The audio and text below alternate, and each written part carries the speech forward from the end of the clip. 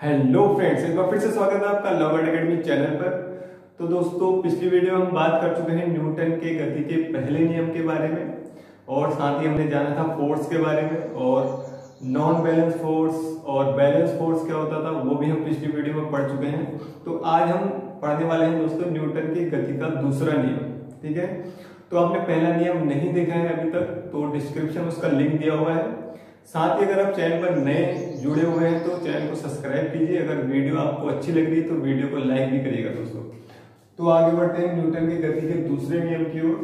तो देखते हैं कि न्यूटन का जो गति का दूसरा नियम है वो कहता क्या है। ठीक है, तो पहले हम नियम पढ़ लेते हैं कि नियम क्या है। तो नियम कहता है किसी वस्तु के संवेग में परिवर्तन की दर उस पर लगने वाले असंतुलित बल की दिशा में बल के समानुपाती होती है। ठीक है, एक बार दोबारा पढ़ लेता हूं।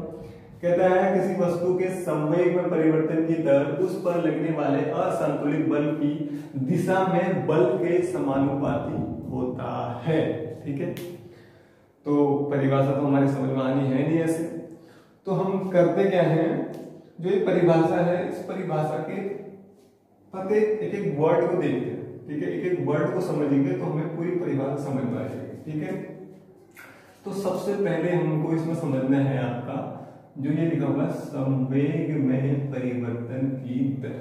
ठीक है, सबसे पहला काम तो है कि इसको डिवाइड कर लें छोटे छोटे टुकड़ों में और समझेंगे तो हमें पूरी परिभाषा ही समझ में आ जाएगी, दूसरा नियम समझ में आ जाएगा। ठीक है, तो पहले समझते हैं संवेग में परिवर्तन की दर। ठीक है, तो परिवर्तन की दर हमको तब समझ में आएगी जब हमको पता होगा कि संवेग क्या होता है। अब एक चीज और आ गई हमें संवेग। तो सबसे पहले हम क्या करते हैं, संवेग को ही समझ लेते हैं। ठीक है, तो संवेग बराबर होता है आपका दोस्तों कि संवेग का एक फॉर्मूला होता है, संवेग बराबर होता है आपका द्रव्यमान इंटू वेग, यानी कि m इंटू वी। ठीक है, तो द्रव्यमान और वेग के बारे में हम पहले ही बात कर चुके हैं, उसको अभी हम भी समझेंगे कि द्रव्यमान क्या है वेग क्या है। संवेग को समझते हैं उदाहरण की सहायता से। एक उदाहरण हम समझेंगे तो हमें पता चल जाएगा कि संवेग होता क्या है। तो यहाँ पे एक मैंने डायग्राम बना रखा हुआ है। ठीक है, तो आपको डायग्राम कैसा बना है इस पर बिल्कुल भी ध्यान नहीं देना है, आपको बस समझना है। ठीक है, तो यहाँ पे एक डायग्राम में एक सड़क बनाई हुई है और एक बच्चा जो सड़क पे साइकिल चला रहा है, छोटा सा बच्चा है और छोटी सी उसके पास साइकिल है, वो साइकिल चला रहा है और वहीं पे सड़क पर एक व्यक्ति खड़ा है। मान लेते हैं कि ये जो बच्चा है ये साइकिल चला रहा है 10 किलोमीटर प्रति घंटा की रफ्तार से। ठीक है, तो 10 किलोमीटर प्रति घंटा की रफ्तार से एक छोटा सा बच्चा अगर साइकिल चला रहा है और वह टकराता है इस व्यक्ति से तो क्या होगा। ठीक है, कोई बच्चा है 10 किलोमीटर प्रति घंटा की रफ्तार से एक साइकिल चला रहा है, वो किसी व्यक्ति से टकराता है तो क्या होगा।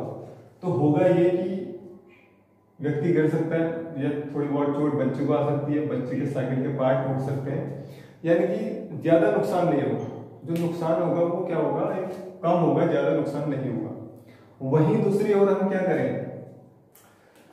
एक ट्रक इस व्यक्ति से टकराए और ट्रक भी चले 10 किलोमीटर प्रति घंटा की, ट्रक की रफ्तार भी कितनी है, 10 किलोमीटर प्रति घंटा हो और वो इस व्यक्ति से टकराए तो क्या होगा। तो बताने की जरूरत है नहीं। ठीक है, व्यक्ति की जान जा सकती है, तो नुकसान बहुत ज्यादा होगा पहले की अपेक्षा। ठीक है, बल्कि यहाँ पे देखने की बात यह है कि दोनों की जो रफ्तार थी वो बराबर थी, इसकी भी 10 किलोमीटर प्रति घंटा थी, इसकी भी 10 किलोमीटर घंटा थी, मगर इसके टकराने से क्या हुआ, नुकसान कम हुआ और इसके टकराने से नुकसान क्या हुआ, ज्यादा हुआ। ऐसा क्यों हुआ, क्योंकि देखिए क्या है, जो यहाँ पे द्रव्यमान है, मतलब जो द्रव्यमान है वो क्या है, कम है, और जैसे ही द्रव्यमान बढ़ जाता है तो क्या होता है, नुकसान बढ़ जाता है। ठीक है, तो द्रव्यमान अगर छोटा हो, कम हो, सीमित हो तो नुकसान होने की संभावना कम होती है, वहीं अगर द्रव्यमान बढ़ जाए तो नुकसान होने की संभावना क्या होती है, ज्यादा होती है। तो मैं ये कहना चाह रहा हूं जैसे ही द्रव्यमान बढ़ेगा तो क्या होगा, नुकसान भी क्या होगा, ज्यादा होगा। तो हम ये कह सकते हैं कि जो नुकसान है वो समानुपाती है किसके, द्रव्यमान के। ठीक है। फिर अगर मैं कहूं, मैं अगर एक छोटा सा पत्थर लूं और आपके सर पे मारूं तो क्या होगा, थोड़ी बहुत चोट आपको लगेगी, ज्यादा नहीं होगा, मतलब नुकसान क्या होगा, कम होगा। वहीं मैं जितना वो छोटा पत्थर मैंने लिया है उसी के समान एक बंदूक की गोली लूं और बंदूक में डाल के आपके ऊपर चलाऊं आपके सर पे, तो क्या होगा, तो बंदूक की गोली हो क्या हो जाएगी, आर पार हो जाएगी। यानी कि दोनों केस में द्रव्यमान तो सेम था, पहले भी द्रव्यमान उतना ही था, दूसरे केस में भी द्रव्यमान उतना था, मगर अब हमने क्या कर दिया, वेग बढ़ा दिया।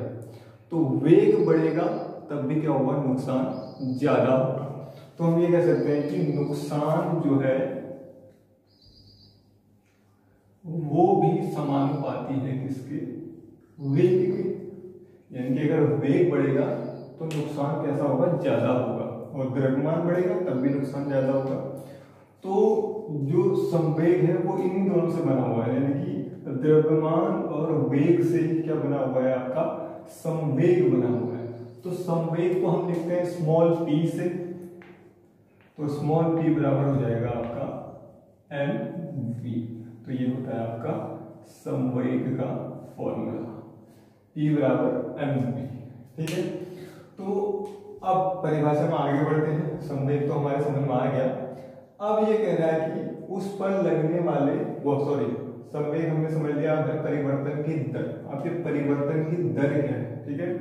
तो उसके लिए भी एक एग्जांपल समझते हैं, तो उसको पहले रफ कर देते हैं। संवेग तो हमने समझ लिया, संवेग बराबर होता है p बराबर mv।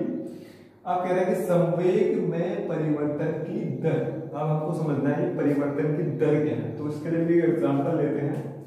तो हमने मान लो एक गेंद ली और उसको एक फर्श पर लुढ़काया, तो कुछ समय बाद वो गेंद पहुंच गई यहाँ पे। ठीक है। तो मान लो गेंद का द्रव्यमान जो है वो m है, लुढ़कने के बाद जो वो आगे पहुंच जाएगी तब भी m ही रहेगा, मतलब गेंद तो उतनी की उतनी रहेगी, तो द्रव्यमान क्या रहेगा, सेम ही रहेगा। और मान लो इसका फिर पहले वेग जो था वो आपका u था, और जो बाद वाला वेग था वो क्या है, आपका v है। ठीक है। हमें पता है कि पहले वाले वेग को हम u लिखते हैं और बाद वाले वेग को क्या लिखते हैं, v लिखते हैं, पहले भी हमने पढ़ा है। तो अब इनका संवेग क्या होगा, तो पहले वाले का सब संवेग होगा, पहले वाला संवेग जो होगा आपका, पहले वाला संवेग p बराबर होगा आपका m इंटू u। पहले वाला संवेग तो ये होगा, इसको हम मान लेते हैं p1 मान लेते हैं। और बाद वाला संवेग क्या होगा, बाद वाला संवेग यानी कि हम इसको मान लेते हैं p2 बराबर क्या होगा, m इंटू v होगा। ठीक है। m इंटू v होगा बाद वाला संवेग। आगे कह रहा है परिवर्तन की दर। दर का मतलब होता है कि कितने समय में, यानी कि हमें ये बताना होगा कि 1 मिनट में क्या हुआ, या 1 घंटे में क्या हुआ, या 1 मिनट में क्या हुआ। तो हम क्या करते हैं, जितना भी हमको दिया हुआ है उसको हम समय से भाग दे देते हैं, तो हमारे पास क्या निकल के आ जाती है, दर निकल के आ जाती है। यानी कि जो ये गेंद है इसको यहाँ से यहाँ तक पहुंचने के लिए कुछ ना कुछ समय लगा होगा। तो मान लेते हैं यहाँ से यहाँ पहुंचने के लिए इसको लगा t समय लगा। ठीक है। तो हम लिख देते हैं वेग में परिवर्तन की दर बराबर हम लिख देंगे p2 minus p1 upon t। ठीक है। अगर हमें वेग में परिवर्तन की दर निकालनी है तो हम क्या करते हैं, बाद वाले वेग से पहले वाले वेग को घटा देते हैं और उसका भाग कर देते हैं समय के साथ। तो हम क्या निकालते हैं, वेग में परिवर्तन की दर हमको पता चल जाती है, हमने पहले भी करा हुआ है। तो वेग में परिवर्तन की दर क्या होगी, p2 minus p1 upon t। ठीक है। अब ये कह रहे हैं कि उस पर लगने वाले असंतुलित बल की दिशा में बल के समानुपाती होती है।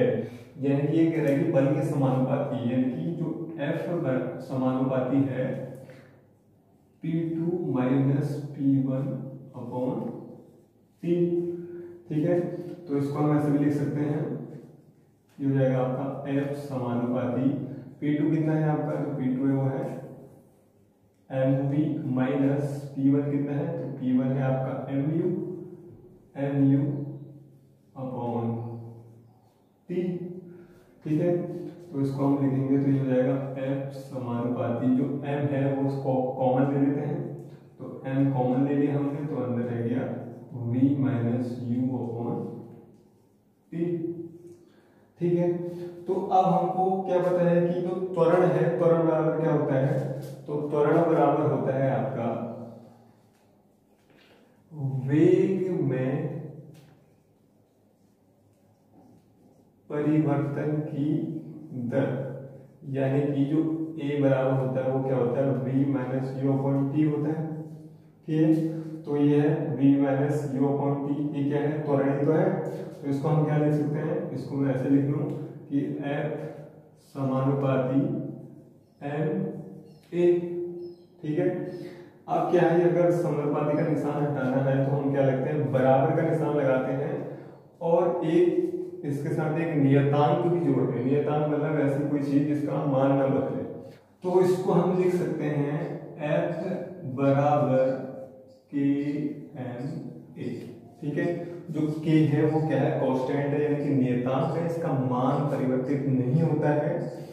और अगर क्या हो, इसमें एक बात और देखने की है कि अगर m बराबर 1 हो और a बराबर भी 1 हो, यानी कि मान लो द्रव्यमान जो है m बराबर 1 kg हो, या जो त्वरण है a बराबर क्या हो, 1 मीटर प्रति सेकंड स्क्वायर हो, यानी कि m का मान भी 1 हो और a का मान भी 1 हो, तब क्या हो जाता है, जो k है उसका मान भी क्या हो जाता है, 1 हो जाता है।